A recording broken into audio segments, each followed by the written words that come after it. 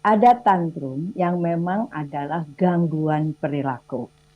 Jadi, Mhm. jadi anak ini memang anak yang cenderung tantrum kalau dia menghadapi sesuatu yang tidak sesuai sama keinginannya atau dia frustrasi.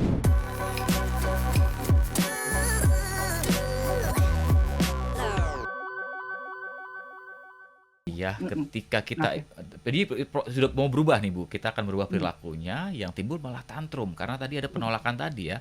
Pada Mm-mm. masa-masa adaptasi inilah masa-masa sulit kita ingin merubah perilaku anak kita menjadi lebih baik sesuai dengan harapan kita. Eh, Kadang-kadang ini membuat kita menyerah. Banyak orang tua nggak tega gitu ya. Nah, Iya.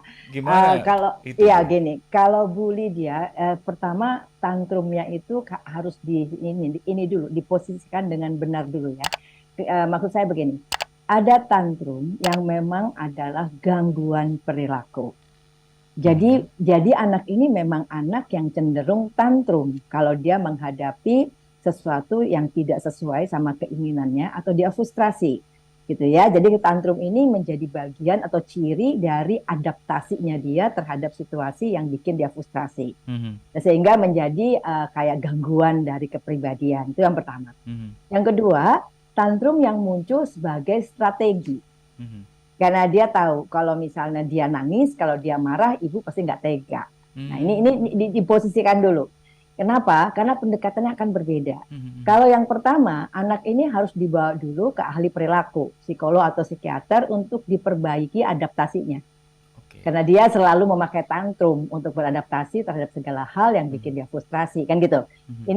Ini udah harus diperbaiki dulu. Ini udah gangguan kepribadian kecil-kecilan, ya, anggaplah gitu ya. Mhm. Dia butuh terapi dulu untuk menata emosinya, Mhm. memperbaiki regulasi emosinya Mhm. dalam menghadapi tantangan, gitu kan. Mhm. Nah, tapi kalau ini strategi, dia baru muncul pada saat ini ya, Bu.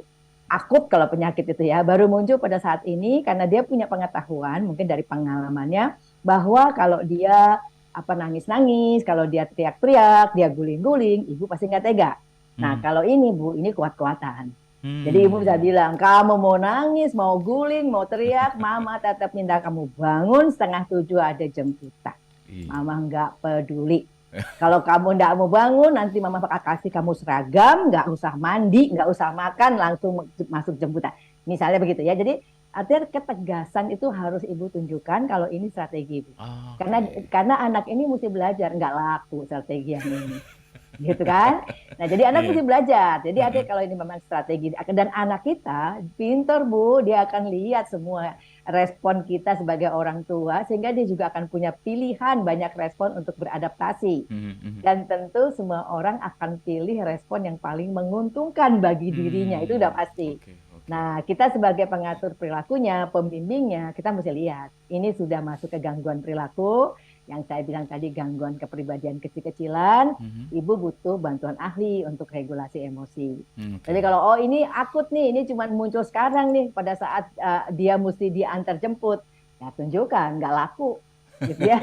Nggak berlaku, Ini sorry ya. nggak laku, mama nggak bisa dimain, silakan mau guling-guling, mau nangis mau apa, tetap kamu Heeh. harus pergi ke jemputan kan Oke, gitu. iya. Gitu, Menarik Bu Lydia. Mas Yudi. Semoga membantu ya Bu Lydia ya. Semangat ya Bu Lydia ya.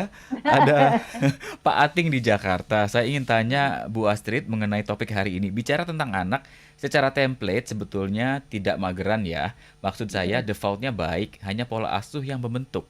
Bisa. Betul. Oh, oke. Bisa Betul. disimpulkan Jadi seperti itu. artinya gini, Bapak Ating. Mm, Pak Ating ya, ya. Pak Ating, kesimpulan yang bagus sekali Pak Ating. Dan sebetulnya mager ini bukan hanya akan merugikan secara sosial Pak Ating ya, tetapi kita tidak menghargai apa yang Tuhan ciptakan untuk kita. Ya, Hmm. kenapa loh? Ini kenapa gitu kan ya? Mm-mm. Gini Pak Ating, sederhana sekali. Kita dikasih satu organ yang luar biasa hebat untuk mengatur perilaku kita. Organ itu namanya otak.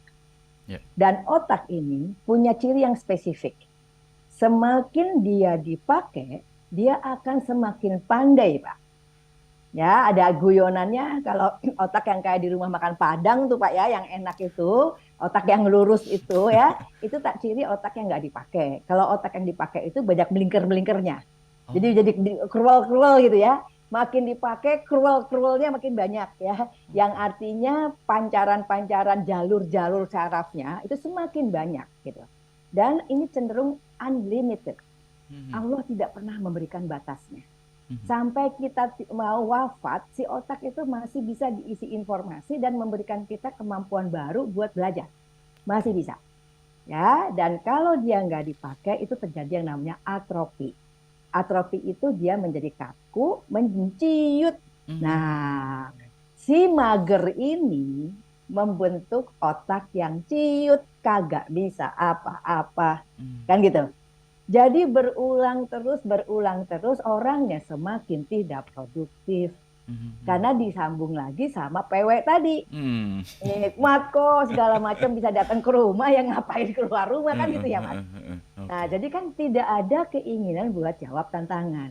Nah, Mhm. sementara pola asuh yang bikin anak aktif, keluar, ketemu orang, juga olahraga, memecahkan masalah, ya, kemudian menghadapi berbagai tantangan, Mhm. maka kita menghargai organ yang namanya otak ini. Si otak ini difungsikan hampir optimal, Mhm maka mhm. banyaklah jalan-jalan saraf ya, banyak kebiasaan-kebiasaan yang terbangun kan. Mhm mhm. Nah, otomatis anaknya juga semakin matang, semakin pintar bergaul ya, semakin sehat badannya, semakin bisa bawain diri gitu kan, Mhm. sopan, kemudian mungkin punya keterampilan-keterampilan yang artinya otak yang diberikan itu dipakai, dimanfaatkan, dioptimalkan. Oke. Gitu. Jadi bukan cuman dia akan tidak punya teman atau jaringan pertemanan sedikit, Mhm. tapi dia sebagai manusia pun tidak berkembang karena si otaknya jadi atrofi kalau dibiarin di rumah karena dia mager, nggak dipakai, barang bagus nggak dipakai, menciut. Iya, Dan betul ngembangin yang udah betul. menciut pasti lebih susah ya Pak, Iya. kan gitu. Heeh Ya heeh, gitu betul. kira-kira yang saya jadi berpendapat kalau kita tidak peduli untuk mengembangkan anak kita, sebetulnya tanpa kita sengaja kita ini melanggar HAM sebetulnya. Mmm. Walaupun di aturan HAM itu tidak ada, Mhm mhm. ya.